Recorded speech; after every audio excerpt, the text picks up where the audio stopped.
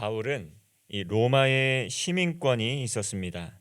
이 바울은 그리고 또 헬라어에 능통한 사람이었습니다. 이 바울은 이 능통한 이 높은 교육 수준을 가지고 있었습니다. 이 천부장이 바울을 데리고 영내로 들어가려고 할 때 이 바울은 그에게 부탁을 합니다. 39절의 말씀입니다. 바울이 이르되 나는 유대인이라 소읍이 아닌 길리기아 다소시의 시민이니 청컨대 백성에게 말하기를 허락하라 하니. 이 천부장이 바울을 다른 사람들과 혼동을 했습니다.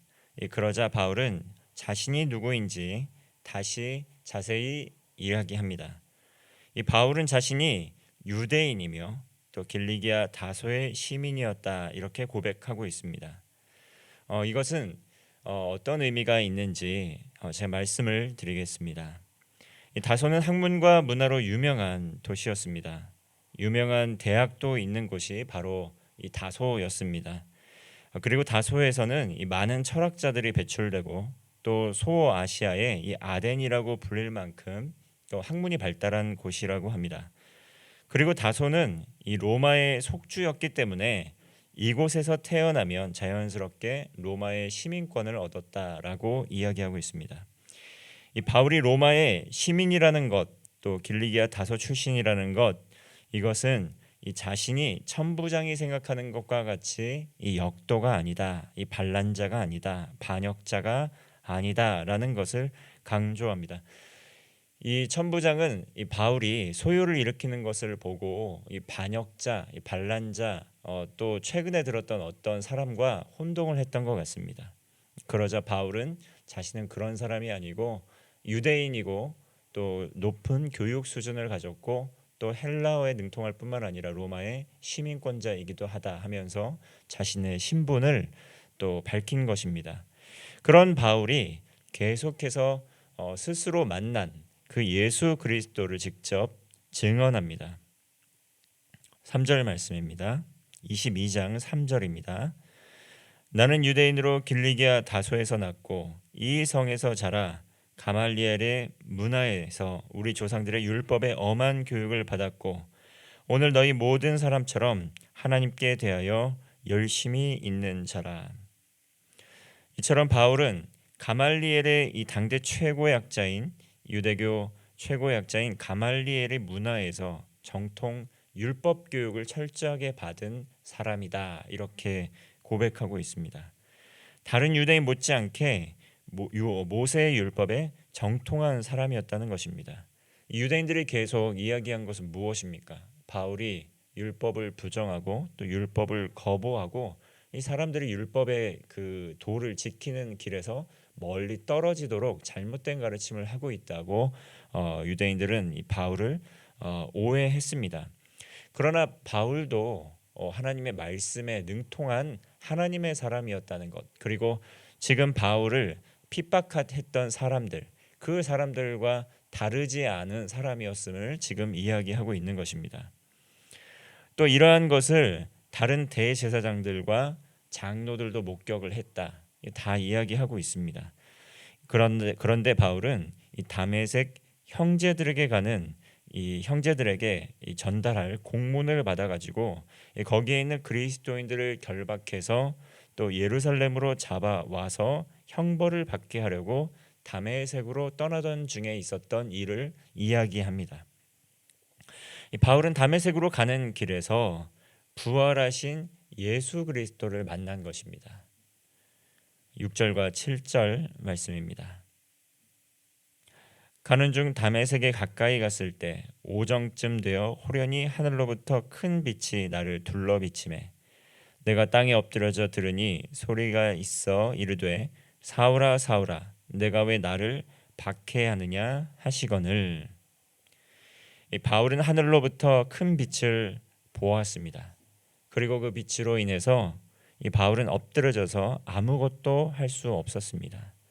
이 빛이 되시는 또 하나님, 또 예수 그리스도께서 이 큰 빛으로 나타나셨는데 이 앞서 이 신약 성경에서도 변화산에서 이 베드로 앞에 베드로가 이 목도한 그 큰 빛으로 빛을 광채를 비추시는 예수님, 이 빛으로 오신 예수님 그것을 묘사한 장면이 있습니다.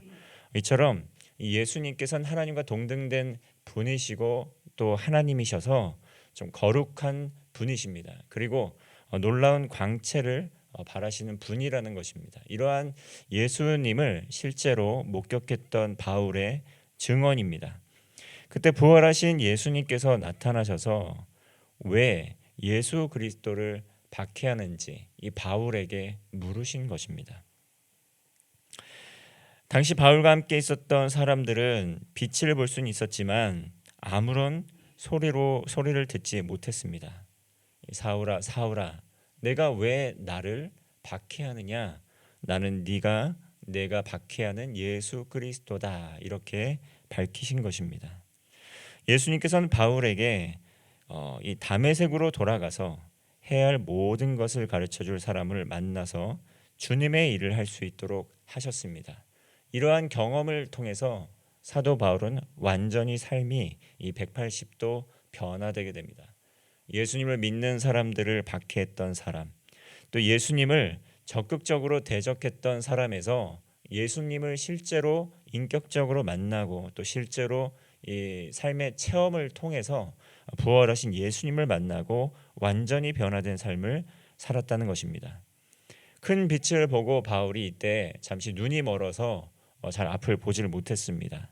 그래서 다른 사람들의 부축을 통해서 또 성내로 들어가게 되었는데 이 성경을 보면 이 바울이 육체의 가시가 있었다고 이야기를 하고 있습니다. 아마도 시력이 좀 나빴을 것이다라고 추측을 하고 있는데 바울의 그 시력이 육체의 가시가 되어서 좀 이 신체의 여러 가지 어려움 때문에 좀 복음 전파의 사역을 감당하는데 어려움을 겪었을 것이다 이렇게 이야기를 하는데 이 아마도 이때 당시 이 부활하신 예수님을 만나고 나서 이 시력에 손상을 입게 되어 그렇게 된 것이 아닌가 이렇게 추측하는 분들도 있습니다. 어쨌든 바울은 당시에 잠시 눈이 멀게 되어서 함께했던 사람들에 이끌려 다메섹으로 들어가게 됩니다. 이처럼 바울은 유대인 못지않은 열심으로 율법을 지켰던 사람입니다. 유대인 중에 유대인이었다는 것이죠. 이 바울은 바울 서신에서 늘 그렇게 고백을 합니다. 유대인 중에 유대인이다.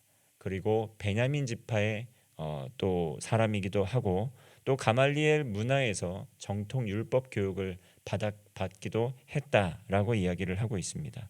그럼에도 불구하고 그러한 바울이 회심한 이유는 무엇이겠습니까? 그렇게 유대인의 율법에 정통하고 이렇게 그리스도인들을 박해했던 바울이 회심한 이유는 무엇이었겠습니까? 그것은 바로 부활하신 예수님을 만났기 때문이고 예수님께서 실제로 부활하셔서 바울에게 나타나셨기 때문에 바울이 그것을 경험했기 때문에 그리스도를 박해해야 했던 박행자 또 폭행자에서 예수 그리스도를 증거하는 증인의 삶을 살게 된 것입니다. 바울이 변화되기 이전에 잘못된 신념을 가지고 있을 때 열심히 노력하고 최선을 다했습니다. 이 바울도 하나님을 경외하는 사람이었고 하나님의 영광을 위하여 자신의 삶을 드렸던 헌신된 사람이었습니다.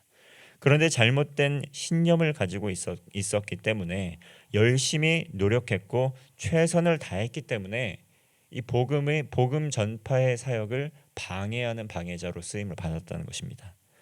율법에 열심히 있었지만 바울은 주님의 일을 방해하고 이 주님의 사람들을 핍박하는 데 앞장섰던 사람들입니다. 마찬가지로 바울 앞에 있는 유대인들도 그러했다는 것입니다. 이 바울이 자신을 핍박하는 유대인들을 경험하면서도 인내하면서 끝까지 복음을 전파할 수 있었던, 복음을 선포했던 이유는 무엇입니까?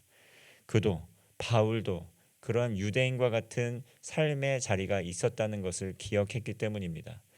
바울도 부활하신 예수님을 만나기 직전까지는 앞에 있는 열심을 다하는 유대인처럼 예수님을 믿는 사람들을 핍박했고 또 예수님의 진리의 도를 알지를 못했고 또 예수 그리스도를 적극적으로 대적했던 대적자였기 때문에 앞에 있는 유대인들의 마음을 알고 있기 때문에 자신의 생명을 맞바꾸어 가면서까지 복음 전파의 사명을 다한 것입니다. 이처럼 바울이 복음을 증언한 것은 성경 공부를 해서 그런 것도 아닙니다. 그리고 자신의 지식 때문에 했던 것도 아닙니다. 부활하신 예수 그리스도를 인격적으로 만나고 실제로 삶에서 살아계신 예수님을 경험했기 때문입니다. 이것은 바울은 살아있는 지식으로, 경험적 지식으로 목숨을 맞바꾸어 복음을 증거했던 것입니다. 철학적인 지식도 아니고 학문적인 깨달음도 아니고 예수님을 만났기 때문에 자신의 삶을 들여 복음을 증거할 수 있었던 것입니다. 바울은 다메섹 도상에서 부활하신 예수님을 만났습니다. 다시 말하면 바울은 신앙의 체험이 있었다는 것입니다. 인격적으로 예수 그리스도를 만났다라는 것입니다. 잠시 눈이 멀게 되었고 또 그것이 또 바울이 계속 살아가는 동안에 육체의 가시가 되어서 왜 이렇게 육체의 가시가 생겼는지 생각할 때마다 아마도 자신이 예수님을 박해했던 사람이었다는 것을 떠올리게 되고 또 아마도 예수님을 적극적으로 따르는 사람들을 박해하고 죽였던 데 앞장섰던 사람이라는 것을 깨닫게 했을 것입니다. 자신의 그러한 육체의 가시 또 자신의 몸에 있는 여러 가지 상흔 그러한 상처 그런 것들을 통해서 예수님을 생각하고 예수님을 묵상하면서 이 복음의 진리의 도를 더 깊이 깨닫고 은혜를 묵상했을 것입니다. 바울은 평생의 주님의 은혜를 잊지 않을 그러한 그 표징이 자신의 육체에 남게 된 것입니다. 그리하여 하나님 앞에 더욱 겸손하게 행할 수 있었을 것입니다. 교만하게 행할 때마다 이 자신에게 있었던 일들 또 자신의 육체에 남은 상흔들 그러한 것을 기억하면서 겸손하게 행할 수 있었을 것입니다. 바울은 자신의 목숨을 끝까지 돌보지 않고 복음을 증거하며 삶을 들였습니다. 때를 얻든지 얻지 못하든지 성령 충만함으로 성령님의 인도하심에 이끌려서 복음을 증거하는 사명을 끝까지 감당했습니다. 마찬가지로 오늘 우리에게도 이 복음 전파의 사명이 있습니다. 이 복음을 증거하는 것 말로 하는 것이 아닙니다. 복음을 증거하는 것 지식으로만도 하는 것이 아닙니다. 우리가 만난 예수 그리스도, 우리가 만난 하나님을 증언하고 그리고 그 예수님에 대해서 복음을 증거하는 것입니다. 지금까지 여기에 오기까지 하나님께서 주신 놀라운 은혜들이 있습니다. 이 은혜들을 잊지 않아야 한다는 것입니다. 그리고 이 은혜들이 거저 주어진 것으로 그렇게 생각해서도 안 된다는 것입니다.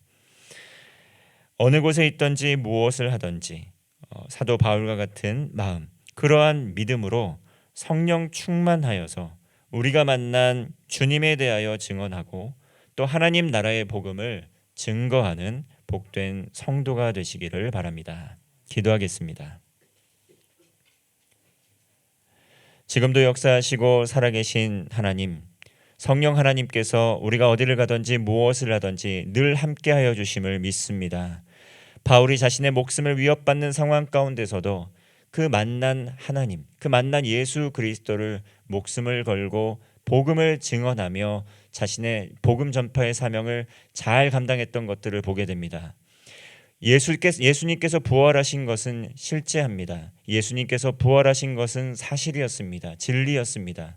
이것이 우리의 믿음의 고백이 되게 하여서 어디를 가든지 무엇을 하든지 삶의 모든 자리에서 예수 그리스도의 복음을 증언함으로 하나님의 나라를 확장하는 하루 될 수 있도록 인도하여 주옵소서. 가정에서, 교회에서, 또 학교에서, 생업과 삶의 모든 일터와 현장 가운데에서 하나님 나라의 복음을 증언하며 주님께 영광 올려드리는 복된 하루 되게 하여 주옵소서. 예수 그리스도의 이름으로 기도함나이다. 아멘.